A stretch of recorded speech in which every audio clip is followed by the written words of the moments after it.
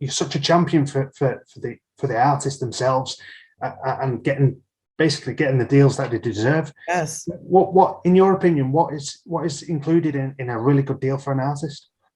Ownership and a lion's share of the split. So for example, a really bad deal would be a label signing an artist with no advance, a 12-point deal, meaning they're going to get 12% of the income after they pay back everything that was spent out of their 12%. Yeah. And the goal of a label is to keep them signed for as long as possible. So 10 years or 15 years. That's a really bad deal.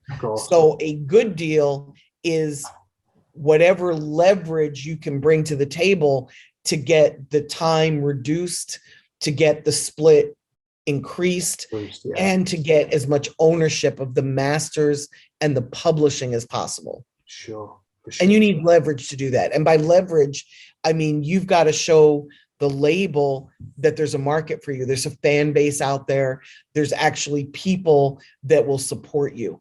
And the more you can reduce the risk of the label, the better your deal is going to be. For sure. For sure. I mean, do you think that artists come onto the game, especially today with the internet, like you say, it's oversaturated? Do you think that artists understand the business side of it, or No. I think first of all, I'm saddened by the fact that a lot don't care. Right. They just want to get their music out there. They just want to be famous.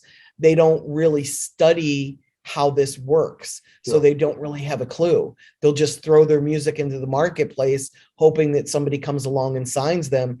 And it doesn't work that way. I mean, it works that way, but they're getting jerked. You know, it's a scam. So if it works the way they think that it works, it's not really in their best interest.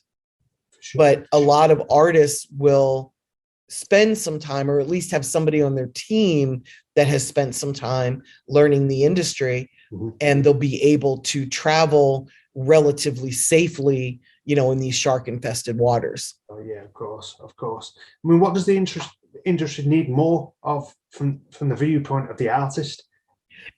Investors. The industry needs more people with money that are willing to invest, but for a fair rate of return.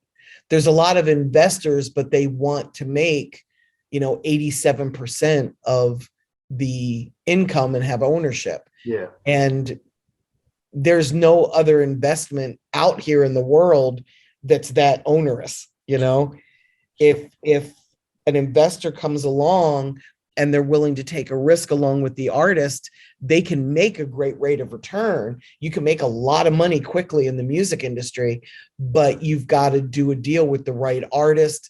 You've got to do the right marketing and promotion at the right time.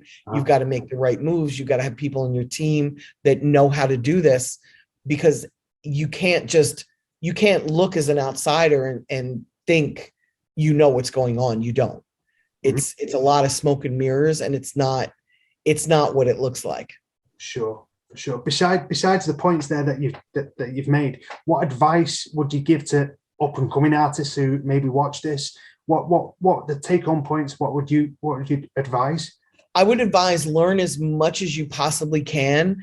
Make sure you've got a budget so that you can market and promote. And the way to figure out what that budget should be is to make a list of everything you want to do to market and promote, price it out, see what the cost is. And then if you're able to fund it yourself, do so. If you don't have enough money to fund it properly, go find an investor. But you can't win in the music business with no money. There's no way to start any business without any money at all, without any investment. It's not logically possible.